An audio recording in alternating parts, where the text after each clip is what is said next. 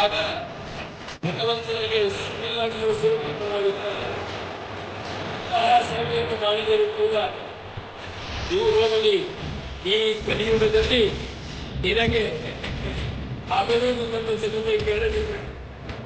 ಅದು ಇರುವುದು ಬಿಡು, ಬದಲನೂ ಕೇಳಿದ ನೀನು ರಾಮಾವತಾರ ಮಾಡಿದ್ದೆ, ನಿನ್ನ ತಮ್ಮನಾಗಿ ಹುಟ್ಟಿದೆ.